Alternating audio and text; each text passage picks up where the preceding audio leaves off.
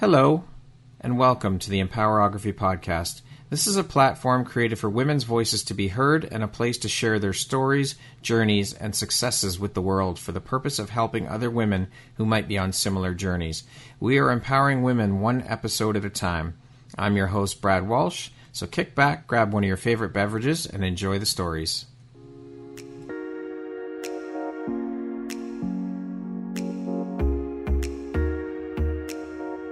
If you're looking for jewelry that makes an impact on your self-care routine and your style, Empowerography would love to offer you a discount code to one of our exclusive partners, Quartz & Canary Jewelry and Wellness Company. Please use code EMPOWER15 to receive 15% off upon checkout at www.quartzandcanary.com. Quartz & Canary is truly the place where spirituality meets style. Hello there, Brad Walsh here, your host of the Empowerography Podcast. Today, my guest is Hailey Hechtman. She is the Executive Director at Causeway Work Centre based in Ottawa, Ontario. How are you doing today, Hailey? I'm good, thank you. Thanks for having me. Well, thank you for taking the time out of your day to be here and share a bit about your story and journey with us today. I appreciate you, and I appreciate you taking the time. Yeah, looking forward to it. So let's jump right in, Hailey. You've had years of experience working in the social services sector and with aim and focus, particularly in leadership and decision-making around mental wellness, disability, and youth organizations. How long did you work in that sector or industry? Yeah, so I've been working in the sector for the last 10 years and still working in it now. Mm-hmm. Okay. What inspired or interested you in that field of work in the first place? Well, I'm passionate about really creating environments where people feel empowered to see their potential. I think that's something that I've always really looked at in terms of fostering not just people who are accessing services, but also the teams that are working with them. I really like, being able to create an environment that is supportive and where people who are working within that space are just as encouraged and feel just as called to do the work that they're doing as I do. And so that was something I really was inspired to go into the field. And also I just really like seeing patterns between the work that's being done across the community. I'm interested in seeing ways to work together and really enhancing advocacy so everyone's able to see their value. Some of the work you were doing ended up leading you into founding the Yukon Distress Support Line. How did that whole experience come about for you? Yeah. So with the distress line, I had actually worked in distress lines previous to that. I actually started my career when I was in university. I was taking a psychology degree, and it dawned on me about a year and a half or so into that degree that I was getting a degree in understanding people without having any requirement to interact with people.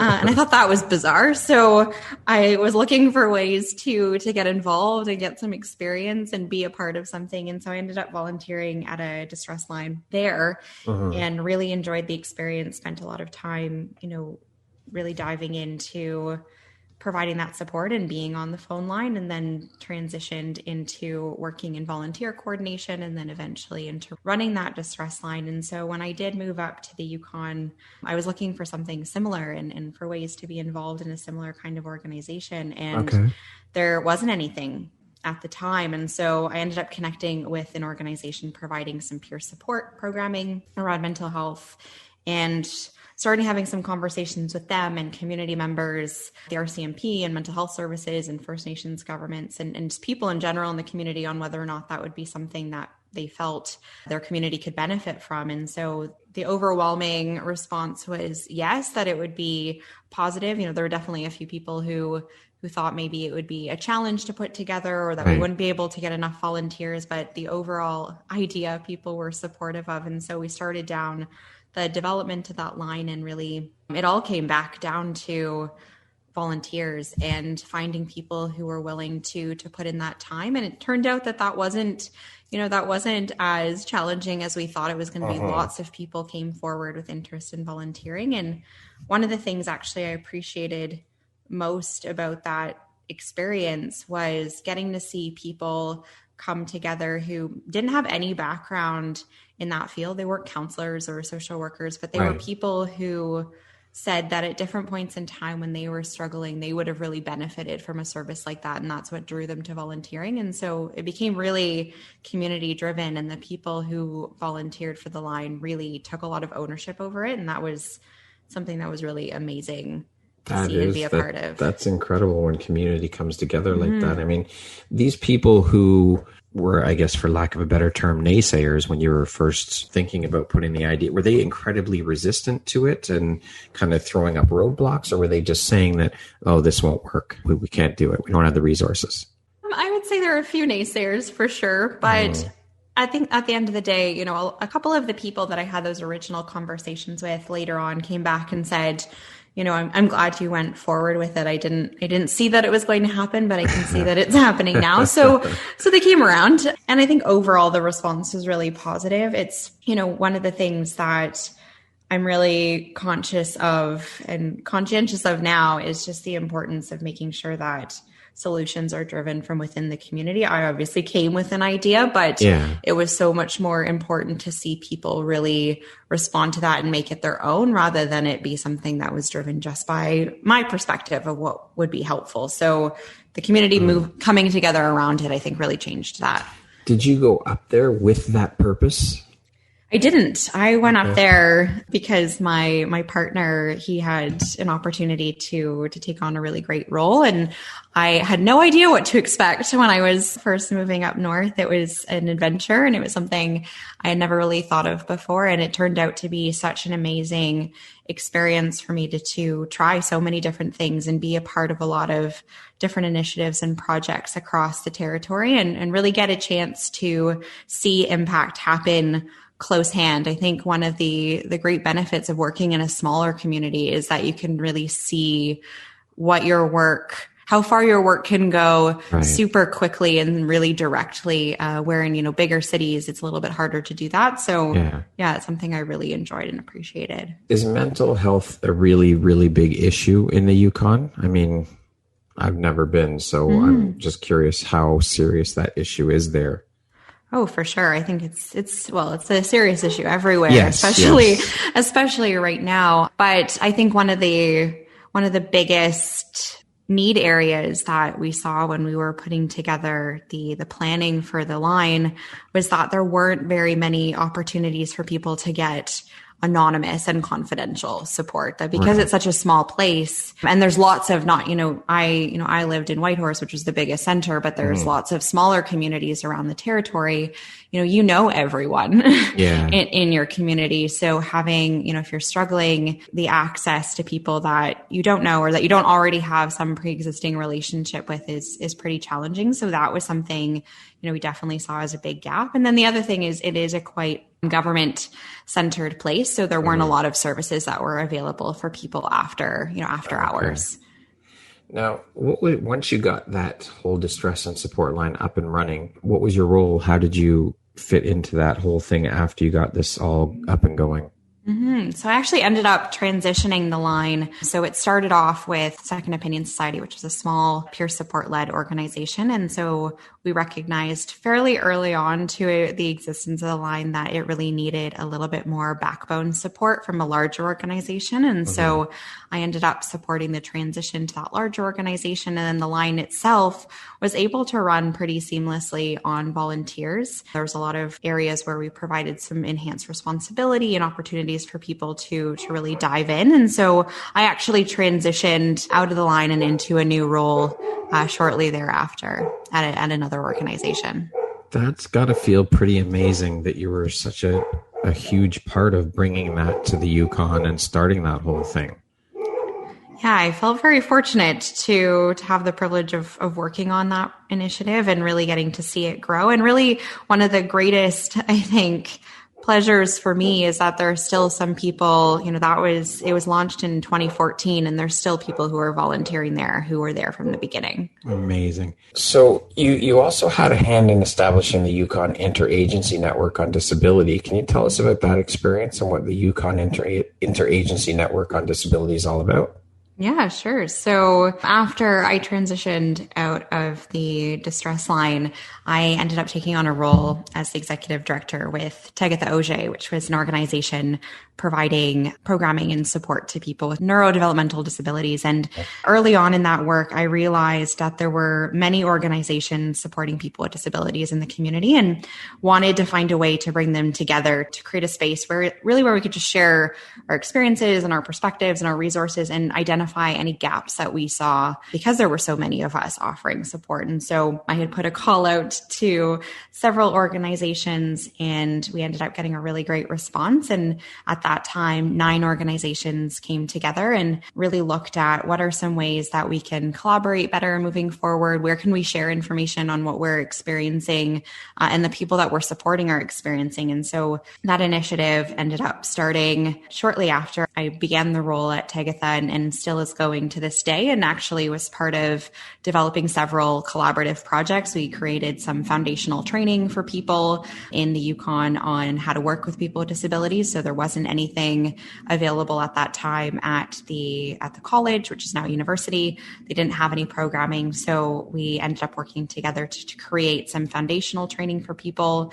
We created a collective impact strategy and we worked on several projects and events together as well. What an incredible sense of accomplishment that must have been for you to have implemented these initiatives and seen them through and see them still going today. I mean, that's got to feel pretty amazing. Yeah, thank you. It's something, one of the things that I always find in any of the work that I'm doing is just, I can't do anything myself. Right. Not that I can't do anything myself, but I feel like, especially in the work that I do in social impact, you shouldn't be trying to find all the solutions on your own as one organization in a field of many. The more opportunities you can create to bring people into the conversation, the better the solutions will be and the more effective that they'll be for the community that you're serving. So, well, for sure. I mean, as a community, we thrive, right? You cannot lose with community. Mm-hmm. Very true. How long then in total did you spend up in the Yukon working on all these initiatives and programs? I was there for 7 years. Wow. Yeah. 7 years. Now, when you first moved up there, mm-hmm. was there any kind of for lack of a better term, culture shock for you? Because you're from Ottawa, correct? Mm-hmm. I'm from Southwestern Ontario. Yeah. Okay. So moving mm-hmm. up to the Yukon must have been one hell of a shock to the system, no? For sure. It was a little bit more of a shock to the system, given that we didn't visit before we moved. We did a Google Maps tour.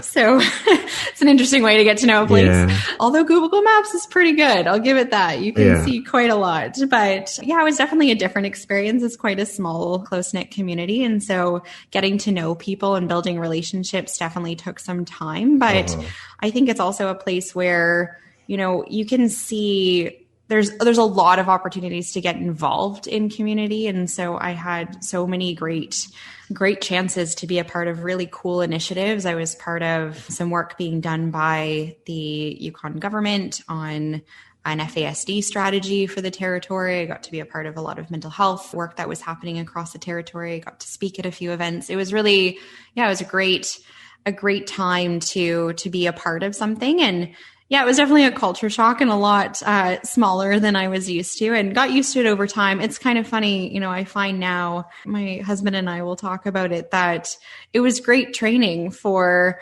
our experiences now during our pandemic world, because we were already used to being pretty isolated. Yeah. We were already used to going, years at a time without seeing our family. So it was good practice for what we came back to.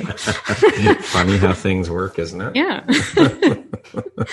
Now, you recently, when you moved back to Ottawa, you began the next chapter of your life, and that was as the executive director of Causeway Work Centre, correct? Yes.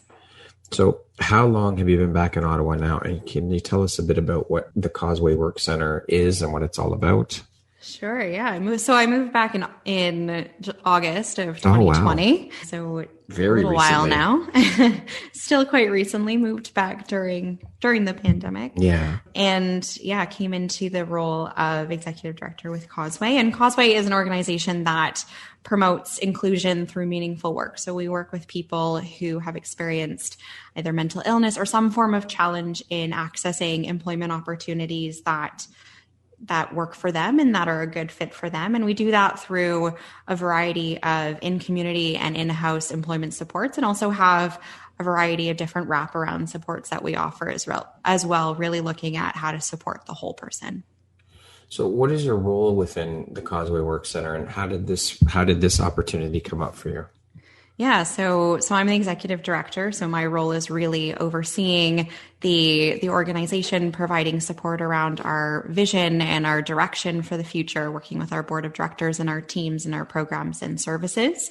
And, I came into the role in really what I feel is a pretty faded way. When I saw the position posted for Causeway, it was really my dream job. It was a chance to bring all the areas that really matter to me around inclusion and mental health and, person-centered planning and supports and community collaboration really all together in one role and in Ottawa. And so when I saw this position, I said, that's where I want to work. That's what I want to be doing. And I was very, very fortunate that they saw a good match in me coming into this role. So what lights you up or excites you the most about the work you're doing with Causeway? Everything. My team, I have an amazing team of people who are really dedicated to the work that they do, and getting to see them and how much excitement and passion that they have when people find work and they find good opportunities, how that lights them up. That's definitely something that excites me. Our future as an organization, I think there's so much opportunity for us to really have impact in our community, especially right now with all the changes that have happened to the working world over the last year, and also a lot of support that's starting to come about around mental health in the workplace and diversity and inclusion. There's so many opportunities for us to support. And so I'm really excited about that. And I'm excited about, co-creating the future with our community. I think the more people work together and organizations can collaborate, the more that we can address some really underlying root causes to the challenges we see in society, and we can come up with solutions that are going to go further. So I'm excited by all of those things. No doubt. How much of a change have you seen as a result of the pandemic around these issues in the organizations you've worked in, and in Causeway specifically, because you're there now and you came back and started that job right in the middle of the pandemic? So how have you seen the change because of what's going on in the world situation right now in the current climate? Well, there's definitely been, a huge impact of having to move services virtually. I think that's one of the biggest changes that we've seen of, how to create rapport and build supports at a distance with people, although our team has done an amazing job of really still creating those connections. I think we've seen a pretty significant change in just the job market in general when we're supporting people. There's, obviously industries that have really struggled throughout this time who are not in a position where they can hire, and then other industries who are really, having a hard time finding people and are really working to build up their workforce. And so it's interesting to see how much of that dynamic plays into looking for work. I think that, the digital component has made a big shift in organizations of, supporting people around digital literacy and having access to technology so that they can, apply for work. And because there's no longer as many options to just walk in and hand in a resume. You need to go through an online portal, and a lot of interviews are being done virtually. So really supporting people to feel confident and comfortable in those environments and navigating those systems. And I think, a couple of the positives that I've seen come out of the pandemic, one of them being that for people who have often struggled with that in-person connecting, whether it's they experience social anxiety or other challenges, being able to work from home and being able to be in an environment where you already feel comfortable and have more control over how you interact, whether it's, choosing to have your camera on or not, or choosing to send an email rather than, have a person-to-person conversation. There's, I think, a lot more options for people when it comes to working now than maybe there were previous to the pandemic. So I think that's a positive. And I think the way the community has come together has definitely been a positive. Lots of organizations are sharing resources with each other. They're creating trainings. They're, really reaching out and asking where they can provide the most support and where we can come together. And I've seen that be a huge benefit of the pandemic, is really creating more sense of community around services and how they work collaboratively with each other. For sure. I know there's been a lot of loss and a lot of hard times. Everybody's dealing with it in their own way and differently. But there's also been a lot of good that's come out of this. I mean, we have to look at the silver lining when the situations are negative like this. So I think there's been a lot of good that's come out of this situation as well, which is great. Yeah, absolutely. I think that, another positive that we're seeing, or at least that we're hoping to see going forward, is just this, people there has been a ton of emotional pulls over the course of the last year or so. But at the same time, I feel like, that has so much possibility to prompt compassion, for sure. Especially around mental health, where, businesses are starting to look at how do they better support the mental health of their staff. There's, more training that's happening. There's more conversation around mental health in our community and how it impacts people. So I think that's been a real positive, is just opening up that conversation and normalizing those emotions and really encouraging people to reach out for help when they need it, which I don't think has happened to the same extent. Yeah, previously. I mean, thinking about mental health, and I don't know. Obviously, you've been around and seen a lot of that because that's what your work revolves around. But for me, when I think about mental health, I still see it as this dirty little secret kind of thing that still gets swept under the rug. I mean, I think we've come a long way over the past few decades regarding mental health and people's acceptance of what it is, and that it's more widely. There's more people affected by it now, but it's being talked about more, but I think it's still not accepted widely enough. What are your thoughts on all that? And I mean, do you not agree with that? Would you say that it's still kind of a dirty little secret and swept under the rug, so to speak, as opposed to people being more embracing of it? I think we're getting better, but I agree with you. I think it's not, it's not something that's universally talked about the same way as, if someone has an injury, right? There's no, question or concern in expressing that. I think, I also think that right now, especially with our environments being, everyone's so focused on being busy, and stress is really normalized in our culture, and, constantly feeling stressed is more the norm than it isn't. I think that kind of perspective and that kind of culture does make it more difficult for people to reach out for help, because they see everyone else is also in a very similar situation. And so they may think to themselves, what differentiates my situation from the person beside me who's clearly also really busy and stressed. Right. And so I think there's still a long way to go. I think there's still a lot of assumptions and a lot of judgment when it comes to having open conversations about mental health. But I think the more we encourage people to do that, and the more that people who are in positions of leadership encourage those conversations and talk openly about their own experiences, I think the more that we can create a culture of sharing openly about our experiences around mental health and emotional health. So then would you say that conversation and people stepping up and opening up about it is the way that we start or continue to move the needle forward on getting this issue more normalized, for lack of a better term, in society today?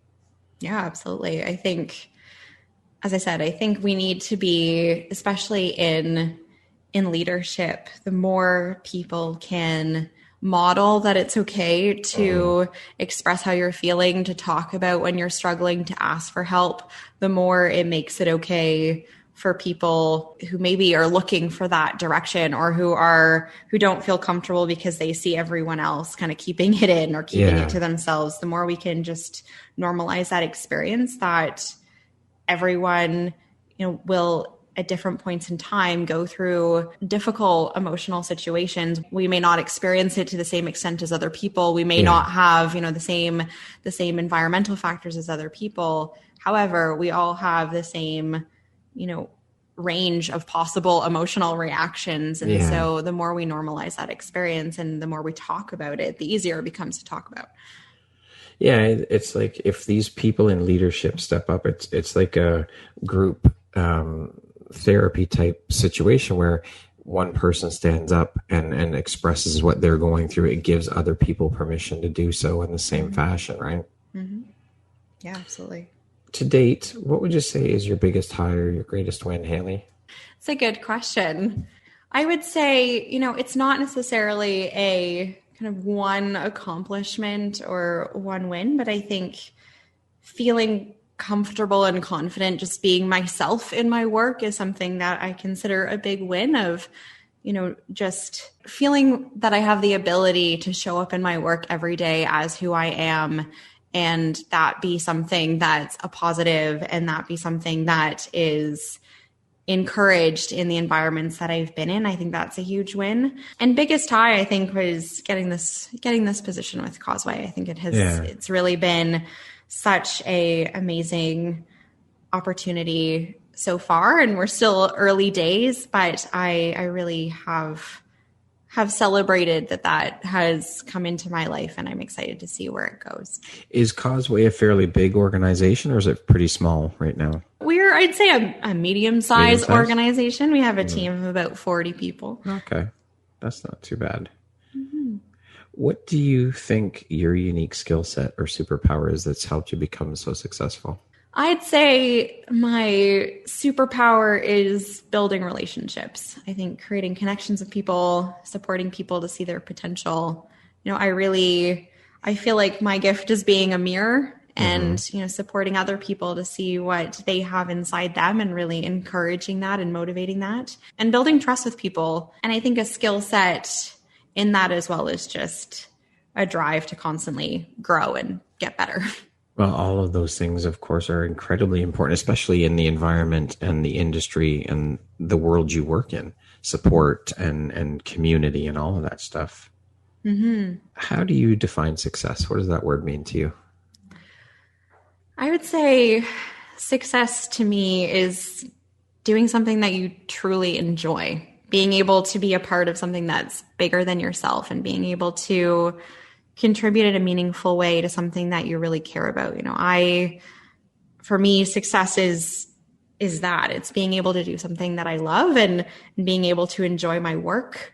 And also just cultivating solid relationships and feeling that I can honestly be myself in the work environments that I work in. I think that to me is success, and having free time. Yes, of course. That's to do important. Things I love. Absolutely. On the side of that as well. Of course. What would you say is one of the most important things you've learned in your life? And what was your life like before learning it? And what was your life like after learning it?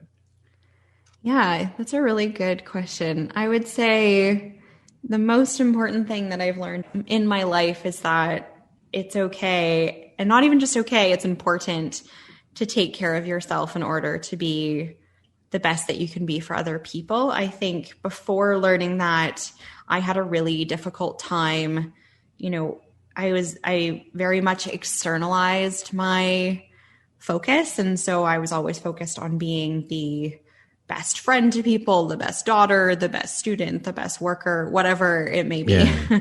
And spent most of my life up until that point really looking outward. And it brought me to some pretty difficult places. I spent several years really neglecting my own needs. And,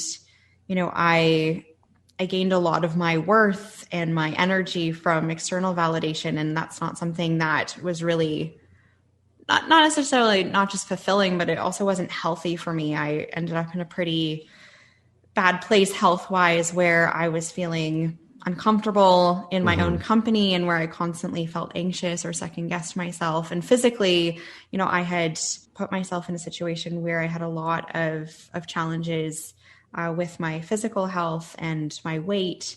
And that was just as a result of years and years of not really focusing on my own needs. And so, after learning that life lesson, I really began to cultivate a respect for myself and for my own needs, and for having healthy boundaries. And it resulted in, pretty significant change in my lifestyle of, I lost a substantial amount of weight, and I started getting into health and fitness and self-care.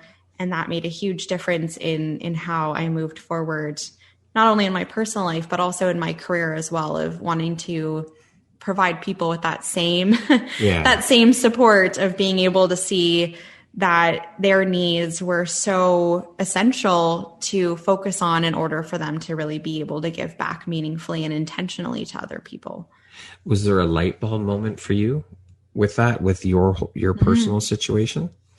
Yeah, I remember actually I had come back from my cousin's wedding. This was about 10, 11 years ago. And I had seen some photos of myself from the wedding, and I'd seen photos of myself, I don't know, hundreds of times. I look at myself in the mirror, but there was something, that day looking at those photos where I just didn't recognize myself anymore. I don't know what it was about them, but I still very vividly remember that moment of looking at them and saying, something's wrong here. Yeah. And I went into the bathroom and stepped on the scale and saw, how much weight I had gained and what I was doing to myself. And I made that decision that day to change the way that I was running my life. Good for you. That's amazing. Very inspiring. Oh, thank you. It wasn't easy. No, of course not. It must have been very tough, and it takes a lot of work. I mean, any self-work is hard. And I think that the first step of that is looking inside. And that's what I think people have the most trouble with in terms of getting started with that, is taking a look inside and taking a real look in the mirror at what's looking back at you and deciding to do something and take care of yourself and step into that role and put yourself first. Definitely. Speaking of inspiring, what makes you feel inspired or like your best self? What makes me feel inspired?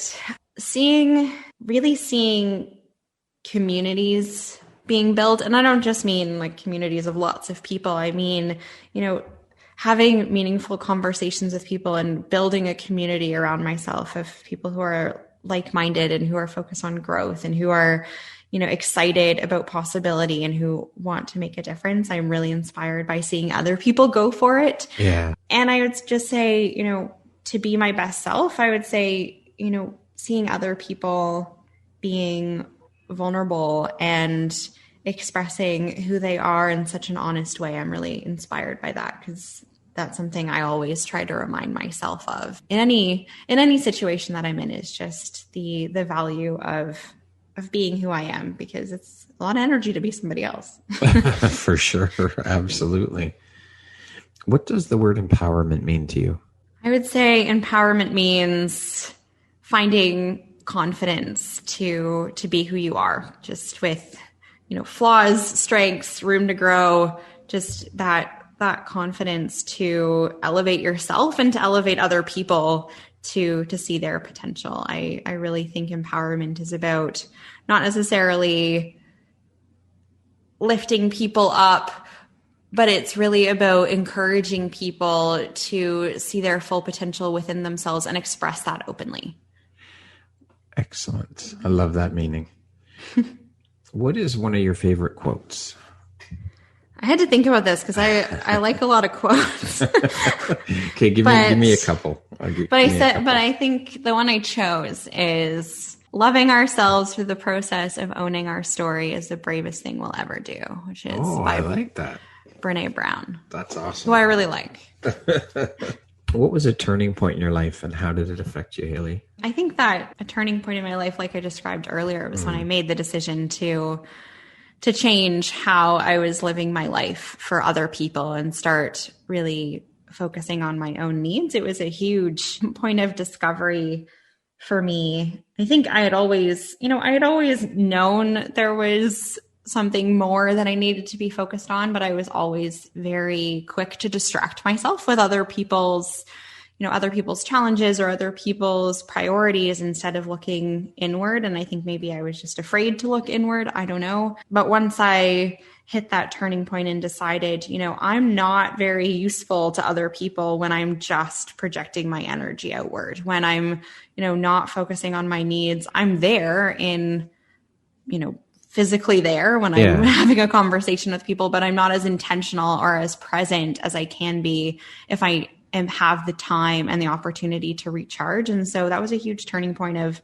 realizing that I needed to do that for myself and that it was a value not only to me, but to other people to do that intentionally. And so, yeah, I would say that was a huge shift and has forever kind of marked the way I do things and how I live, and developing, healthy habits and strategies around, nutrition and exercise and learning to do things that I enjoy that way has really shaped so many experiences for me over the last, 10 or so years since bringing that into my life. And that's been a huge benefit.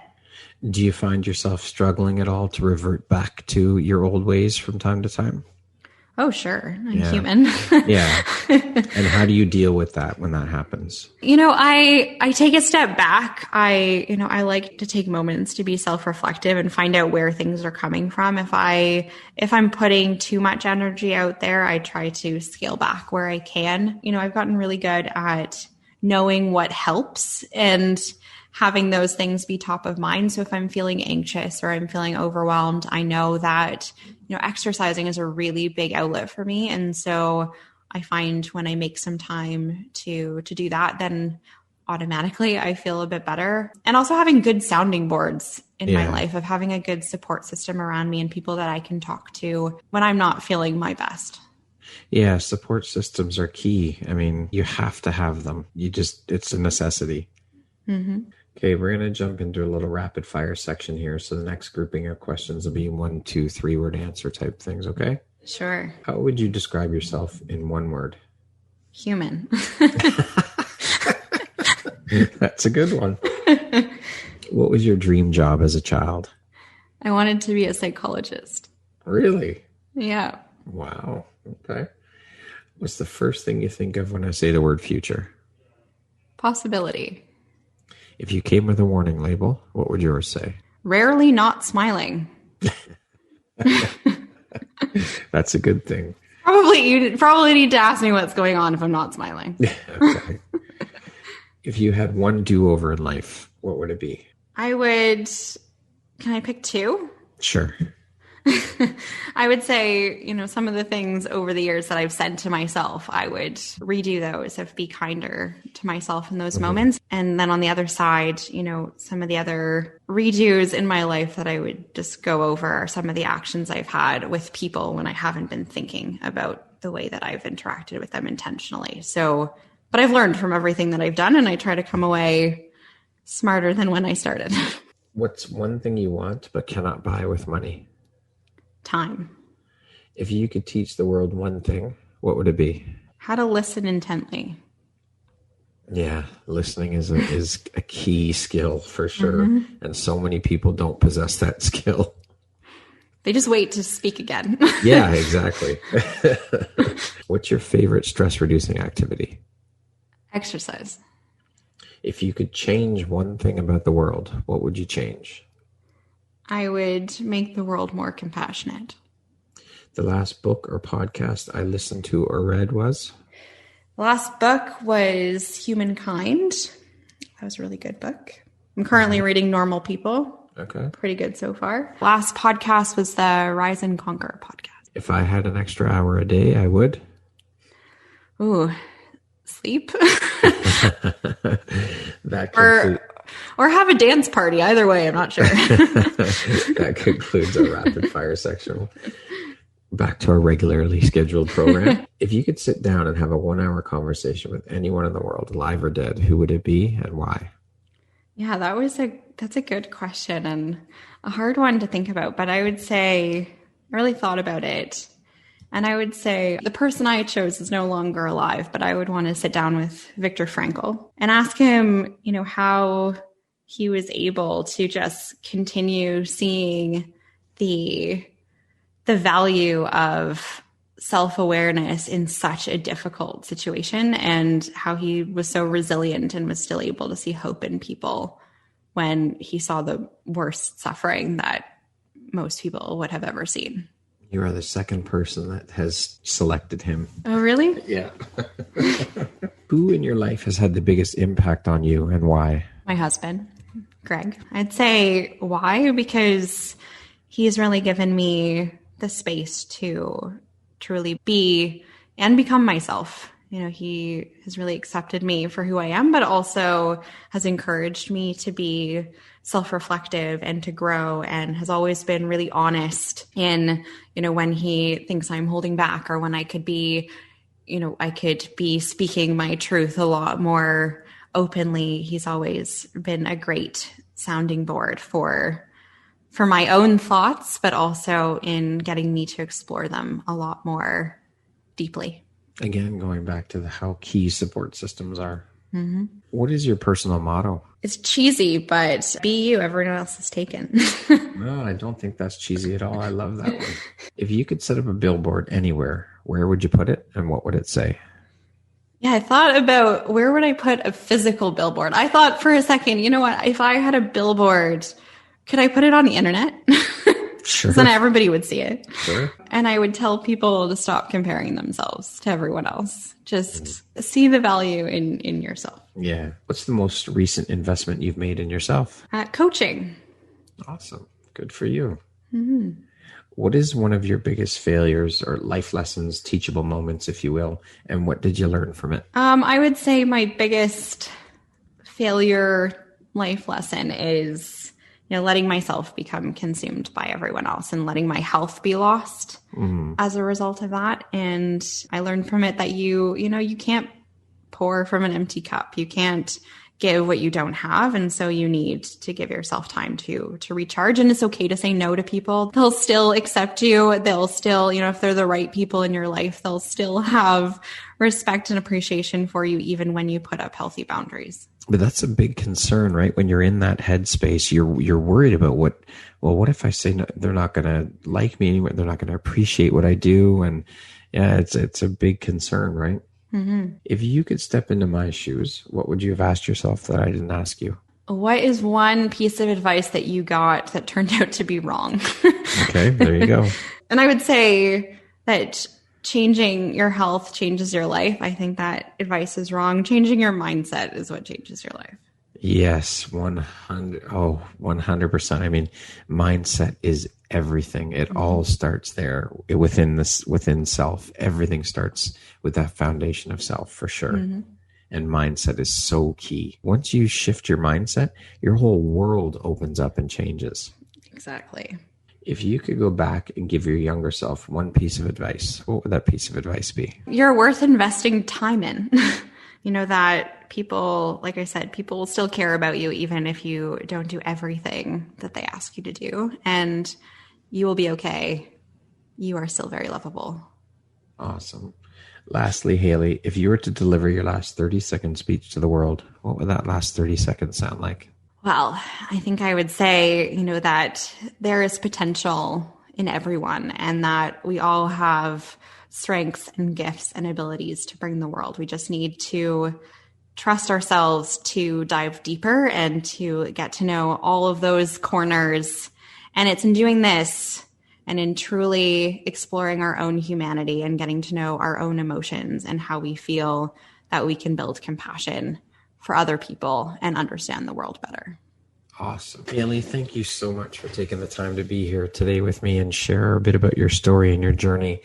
I've thoroughly enjoyed the conversation. It's been incredibly inspirational and amazing. Just you're a beautiful soul, and the work you're doing is absolutely incredible and so necessary. So thank you for doing that. And just thank you for being here and just for being you. I appreciate you taking the time, and I appreciate you. Oh, well, thank you so much for having me. Thank you for such insightful questions. Once again, my name is Brad Walsh, host of your Empowerography Podcast. Today, my guest has been Hailey Hechtman. She is the Executive Director at Causeway Work Centre based in Ottawa, Ontario. Thanks so much, Hailey. I hope you have an amazing rest of the day. Thank you. You too.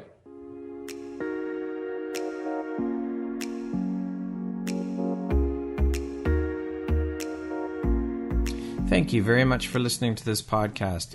If you haven't yet, please be sure to subscribe, rate, review, and share with all your friends. You can find me at viseuphoria.ca and follow me on Instagram at Empowerography Podcast and on Facebook at Empowerography. Please join me next time for another inspirational story from yet another amazing woman.